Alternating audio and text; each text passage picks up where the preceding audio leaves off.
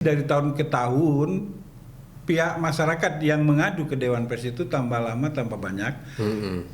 Itu bukan berarti kabar buruk serta-merta jadi kabar buruk, karena bisa saja itu berarti masyarakat semakin tahu bagaimana menyalurkan pengaduannya jika ada perkara dengan pers, jadi ke Dewan Pers. Kadang di masyarakat itu segala sesuatu bentuk informasi yang mereka terima itu mungkin dianggapnya itu adalah produk pers, itu karya jurnalistik.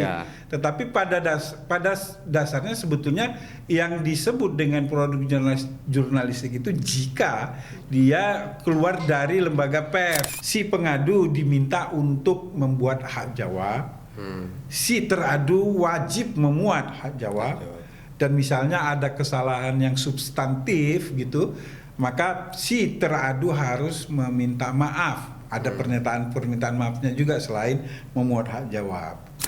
Yang paling sering itu misalnya karena satu dia minta medianya ditutup karena mungkin medianya belum terverifikasi di Dewan Pers, dan mungkin ya pemimpin redaksinya belum wartawan utama sehingga dianggap ilegal gitu, sehingga perlu ditutup. Sedihnya gitu ya, itu karena kelalaian pemahaman kode etik dari wartawan yang tidak yang mengeluarkan berita itu tidak sesuai dengan standar kode etik yang diatur begitu. Nah,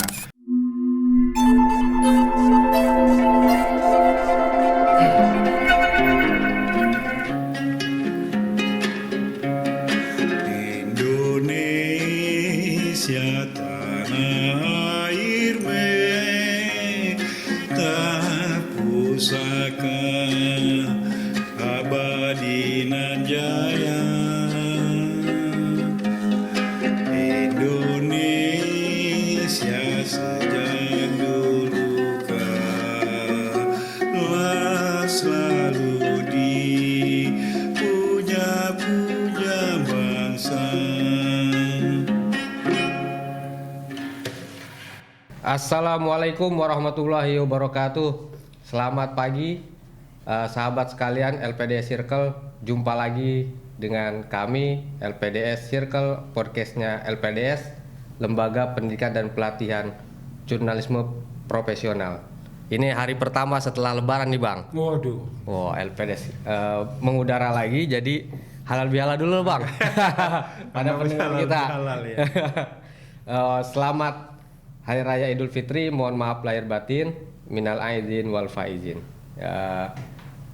Sahabat sekalian, hari ini kita akan bicara tentang pers dan pengaduan sengketa pemberitaan. Nah, di hadapan saya ada Bang Rustam Fahri Mandayun. Ya, saya dan kawan-kawan di LPDS sering memanggilnya dengan Kando.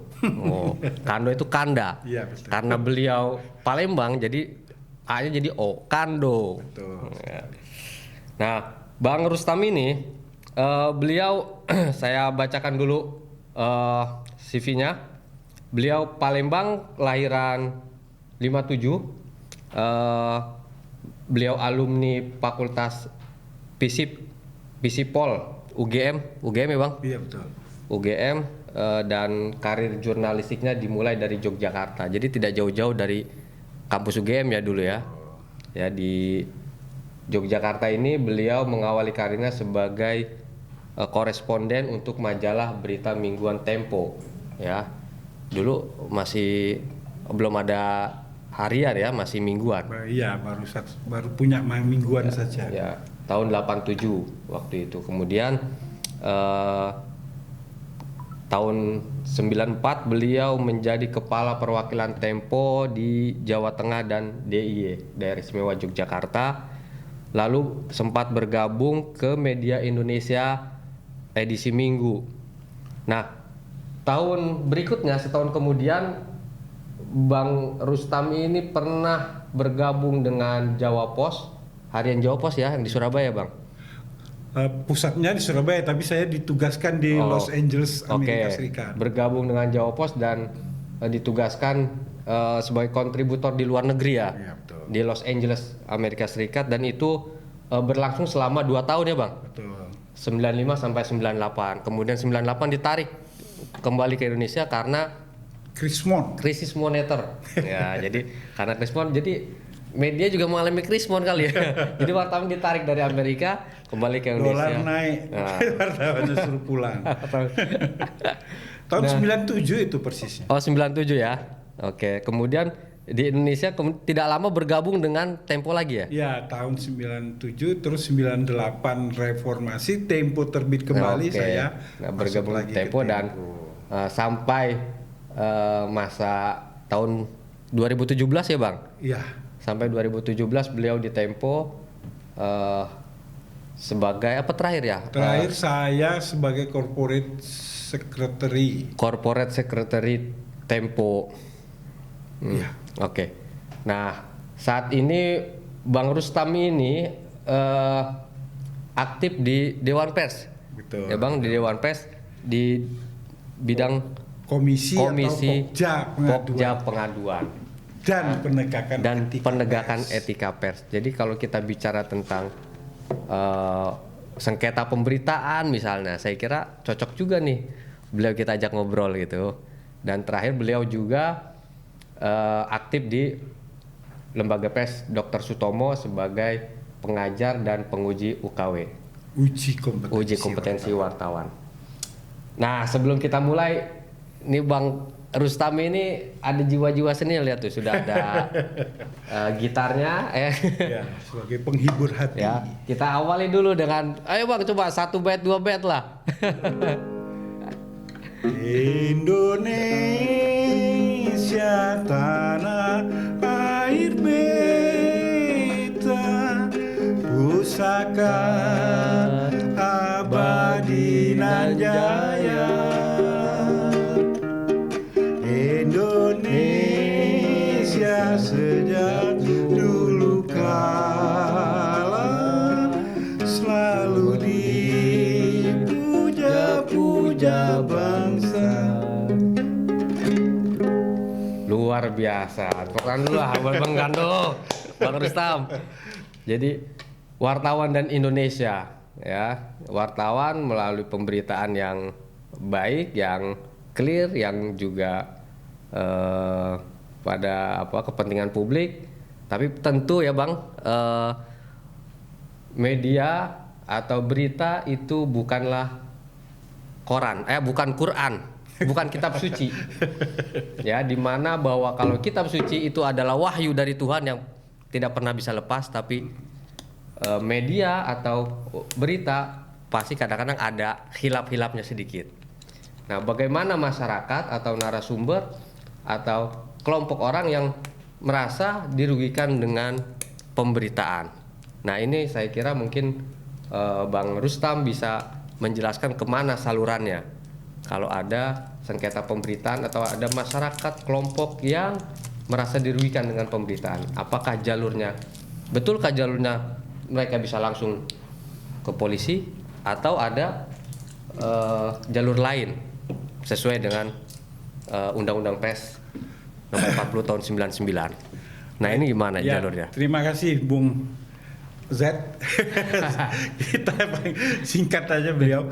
Jadi saya sampai dengan hari ini masih sebagai anggota di kelompok kerja ataupun komisi pengaduan dan penegakan etika pers di Dewan Pers ya. Ini kegiatan yang saya tekuni setelah saya pensiun dari Tempo, jadi udah mau masuk tahun ke-7 saya berkontribusi ataupun mengabdilah dalam tanda kutip ke Dewan Pers. Nah, selama sepanjang pengalaman saya memang banyak masyarakat yang belum terlalu paham bagaimana jika mereka menghadapi problem dengan masalah output dari kegiatan jurnalistik ya, terutama berita.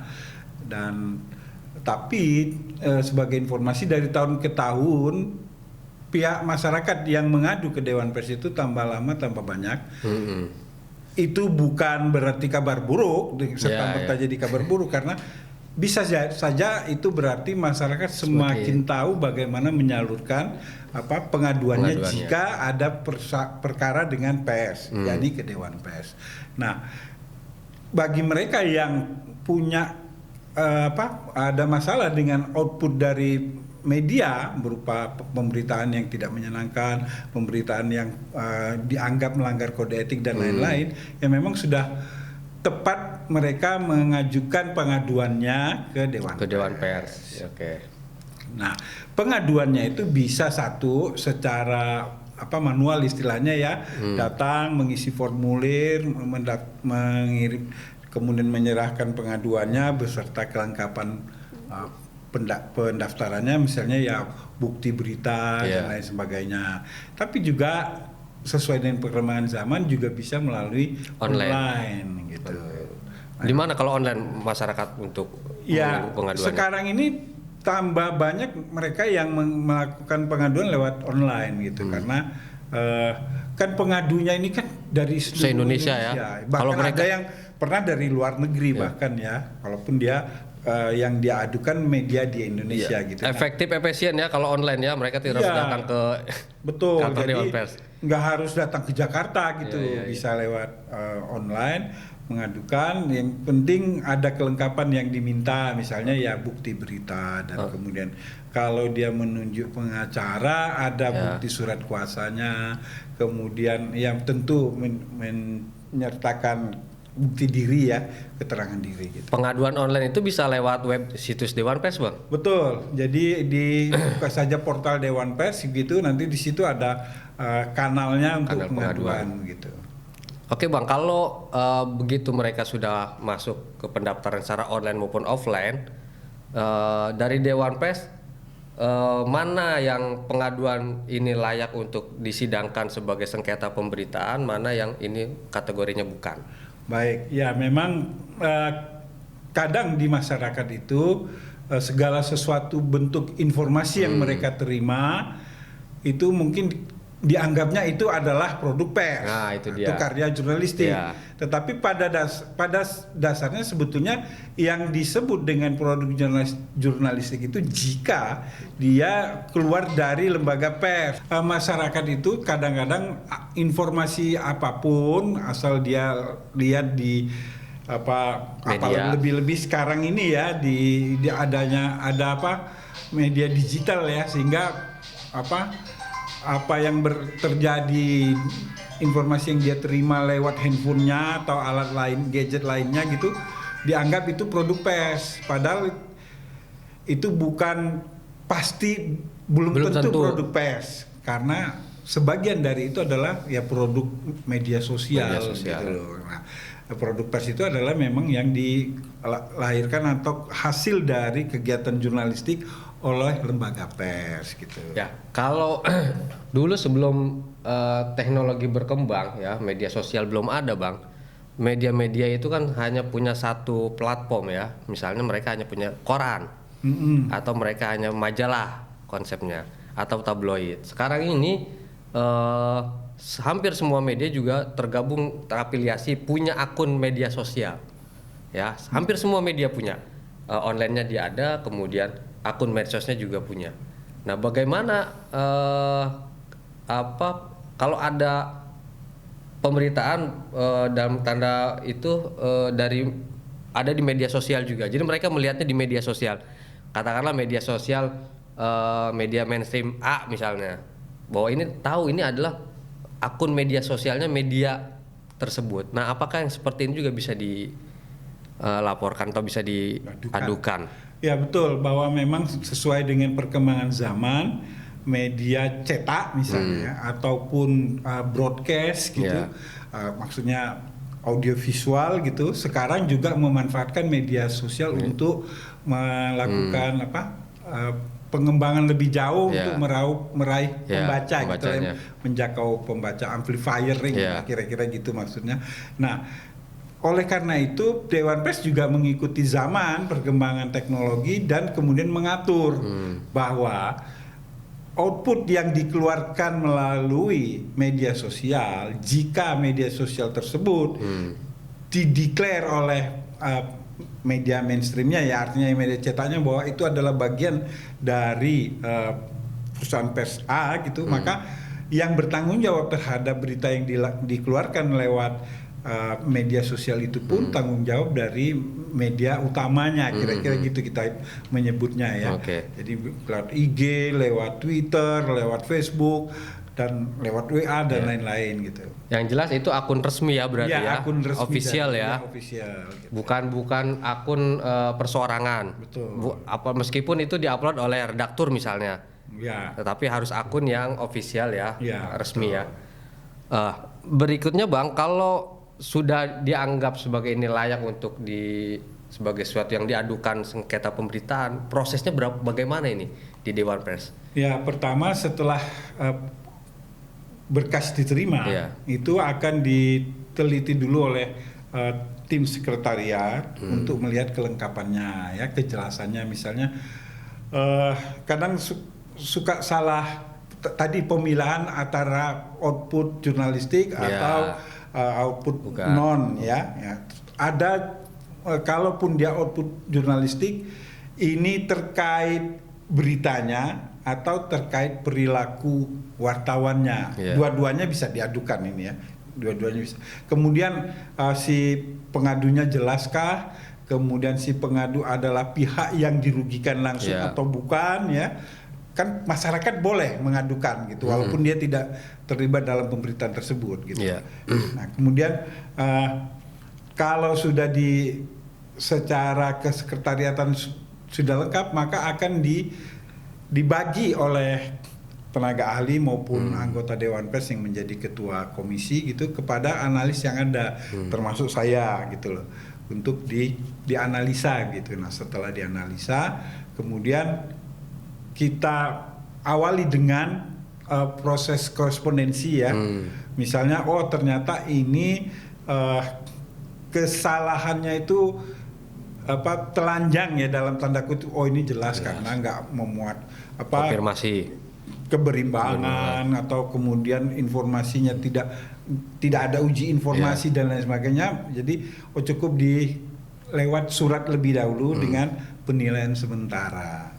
Nah, jika dengan penilaian sementara itu si pengadu ataupun teradu yang di dalam penilaian tersebut sudah ada judgementnya dan sudah ada rekomendasinya bagaimana cara penyelesaiannya. Kalau mereka sepakat terhadap penilaian sementara itu, maka pengaduan dianggap selesai gitu. Yang penting di dalam penilaian sementara itu juga ada unsur monitoring dari Dewan Pers bagaimana pelaksanaan rekomendasinya gitu.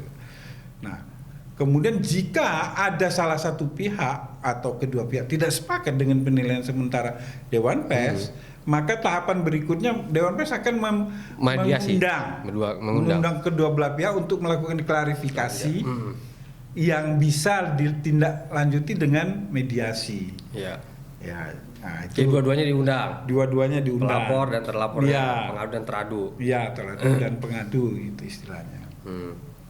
Dimediasikan oleh Dewan Pers. Oleh Dewan Pers ya. Tentu para analis pasti ikut gitu, dan tenaga analis yang lainnya juga ada begitu. Jadi minimal berempat ya yang akan mengikuti mediasi tersebut. Dalam mediasi itu hampir dipastikan akan bersepakat antara pengadu dan teradu, dicapai kesepakatan atau seperti apa? Nah, kalau tercapai tetap ada dua kemungkinan, sepakat dan tidak sepakat. Kalau sepakat, maka akan muncullah hasil dari mediasi tersebut, risalah penyelesaian pengaduan. Nah, ada risalah gitu yang kedua belah pihak akan menandatangani untuk melakukan rekomendasi tersebut. Misalnya, si pengadu diminta untuk membuat hak jawab, si teradu wajib memuat hak jawab, dan misalnya ada kesalahan yang substantif gitu, maka si teradu harus meminta maaf. Ada permintaan maafnya juga selain memuat hak jawab gitu. Nah, itu diserahkan kepada para pihak.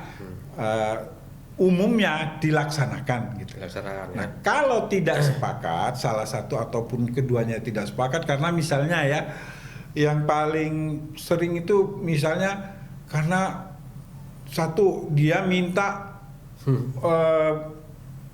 medianya ditutup karena mungkin medianya belum terverifikasi di Dewan Pers, dan mungkin ya pemimpin redaksinya belum wartawan utama sehingga dianggap ilegal gitu, sehingga perlu ditutup.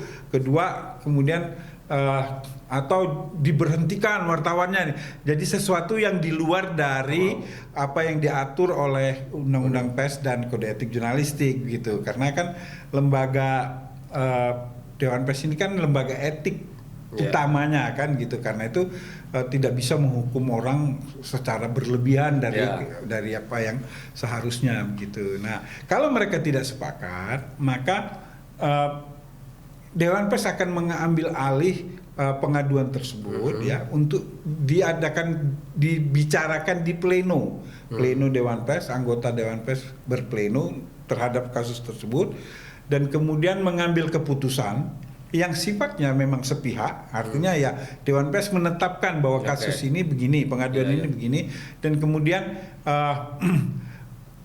sepihak dan harus dilakukan gitu. Nah, jadi tidak ada tawar-menawar lagi. Itu yang menjadi keputusan Dewan Pers. Keputusan Dewan Pers langsung. Ya, sepihak dan mengikat istilahnya gitu. Menariknya gini Bang, ada case yang kalau dulu itu media cetak misalnya, ada kesepakatan misalnya sudah disepakati untuk pengadu melayangkan hak jawabnya, kemudian teradu wajib melayangkan hak jawabnya, dan pemuatan itu biasa proporsional tuh kalau pemberitanya dulu misalnya 4 kolom, maka hak jawabnya harus 4 kolom, atau 2 kolom ya nanti hak jawabnya juga harus 2 kolom misalnya. Kalau dulu ya seperti itu. Apakah sekarang dengan ada media sosial itu juga masih berlaku? Kalau misalnya kan nggak harus semua informasi yang dari pengadu harus dimuat semua oleh teradu. Kan ada yang dianggap ini udah di luar apa yang diadukan gitu misalnya. Itu seperti apa? Sebetulnya kan ada panduan hak jawab ya. Di Dewan Pers sudah mengeluarkan panduan hak jawab, dan memang itu penerjemahan dari pengertian proporsional gitu. Nah, tapi sebetulnya proporsional itu tidak berarti 4 cm balas 4 cm, pipi kiri balas pipi kiri, enggak. Artinya jika hal yang dipersoalkan itu terkait substansi ya, misalnya begitu, mungkin di dalam pemberitaan hanya terjadi kekeliruan pemuatan, bukan kekeliruan ya, kekeliruan sekuen pemuatan peristiwa begitu, yang itu terkait dengan ada akibat hukumnya gitu. Tidak bisa dibilang bahwa kan itu cuma 2 bait gitu ya, dua alinea gitu loh ya. Tapi kalau itu terkait dengan prosedur gitu, maka pihak yang diberi hak jawab itu harus bisa diberi kesempatan untuk menjelaskan sebetulnya prosedurnya itu A, B, C, D, E gitu. Tidak cukup itu ya. Jadi bukan ukuran sentimeter ataupun panjang pendek kalimat gitu ya. Nah, itu proporsional itu. Ini di Dewan Pers ini penyelesaiannya kan tambahin dikit, tapi tetap tidak boleh terus berkembang ke hal-hal yang nggak dibahas di dalam pemberitaan gitu ya.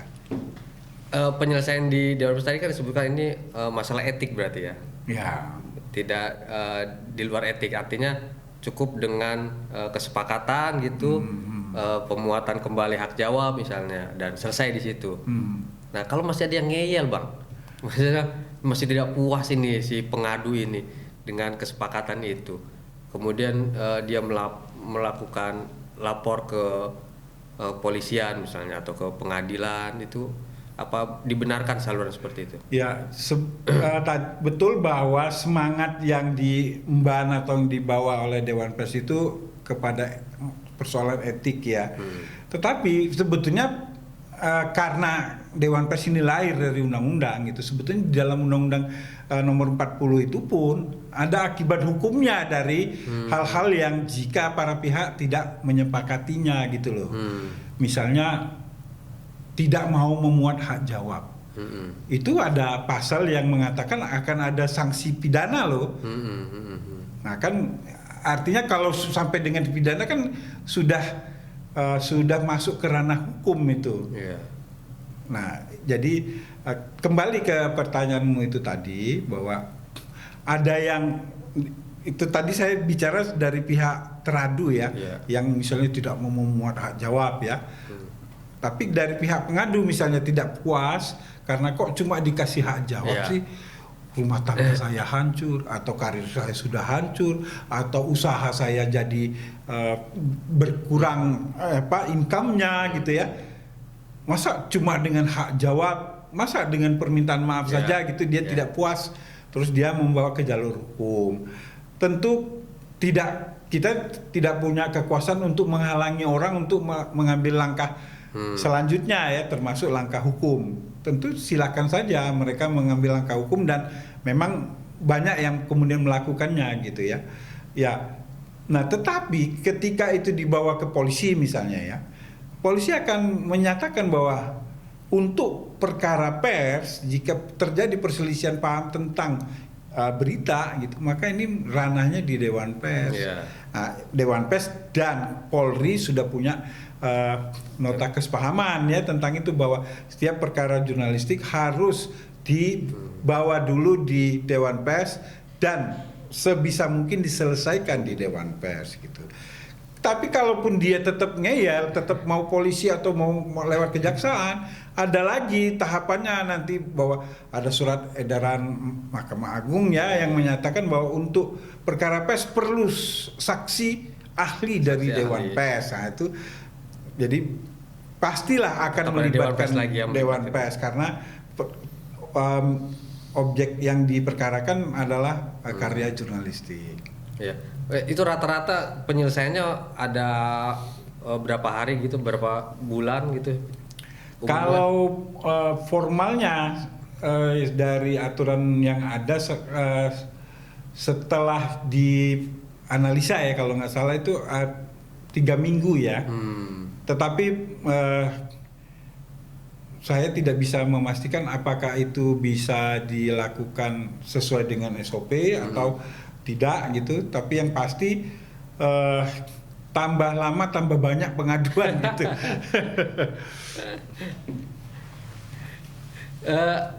Kalau dilihat-lihat dari yang ada lah ya, pengadu-pengadu ini betul-betul sengketa pers atau ada ada agenda di belakang mereka, misalnya karena kepentingan politiknya atau kepentingan ekonominya gitu, bukan sekedar. Ya kalau yang ada latar belakang yang serius-serius macam itu tuh jarang ya. Pada masa-masanya aja, misalnya sekarang kemarin itu pemilu masalah pemilu ya ada gitu. Tapi yang dominan ya sedihnya gitu ya. Itu karena kelalaian pemahaman kode etik dari wartawan yang tidak yang mengeluarkan berita itu tidak sesuai dengan standar kode etik yang diatur begitu. Nah, mungkin kalau menurut versi saya sih lebih karena kelalaian ya, ketidakmengertian bagaimana sebuah berita itu sudah layak disiarkan atau belum dengan elemen-elemennya yang sudah sempurna gitu loh.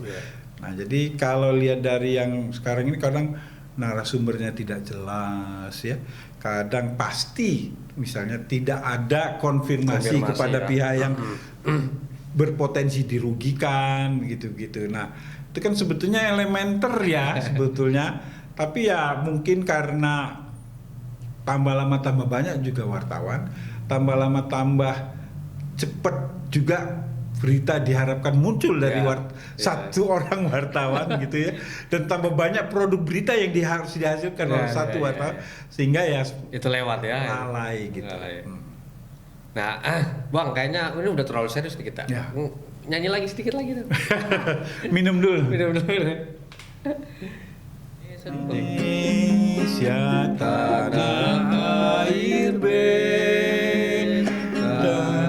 pusaka abadi nan jaya,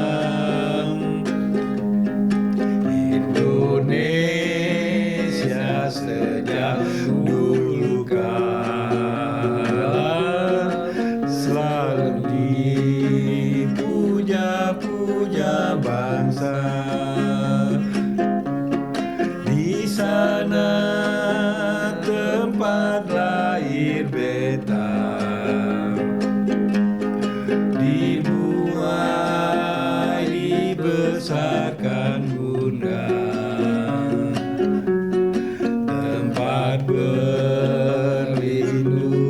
di hari tua, sampai akhir menutup mata. Bukan main. Wah, Luar biasa. Bang, ya. sebelum kita mengakhiri nih, Hmm. closing statement, ya pernyataan akhir lah dari ini tentang saran untuk teman-teman wartawan supaya tidak makin banyak laporan atau pengaduan terhadap pemberitaan. Dan bagi masyarakat juga sarannya apa? Ya, kalau kepada masyarakat dengan sederhana saya bilang ya bahwa tempat penyelesaian perkara pers itu ya di Dewan Pers. Jadi jika ada ketidakpuasan terhadap output, produk maupun perilaku wartawan gitu, maka silakan adukan ke Dewan Pers.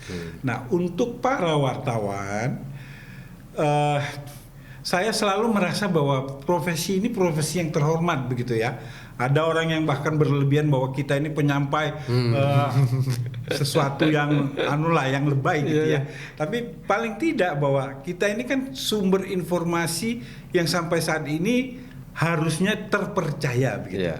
Karena itu ketika kita mau memilih menjadi wartawan, mau mengambil profesi sebagai wartawan, tolong lengkapi diri Anda dengan kompetensi sebagai wartawan. Apakah itu melalui pelatihan-pelatihan di luar perusahaan pers Anda, atau itu di dalam perusahaan pers Anda, atau ikut uji kompetensi dan lain sebagainya.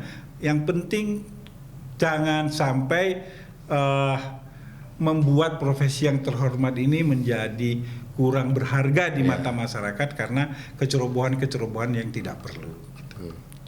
Saya kira menarik Bang apa yang disampaikan Bang Rustam ini. Mudah-mudahan ini jadi pesan pengingat bagi semua teman-teman yang sudah maupun yang akan berkarir di dunia jurnalistik. Sampai jumpa di episode yang akan datang. Terima kasih Bang Rustam. Sama-sama, terima kasih. Selamat siang. Assalamualaikum warahmatullahi wabarakatuh. Waalaikumsalam.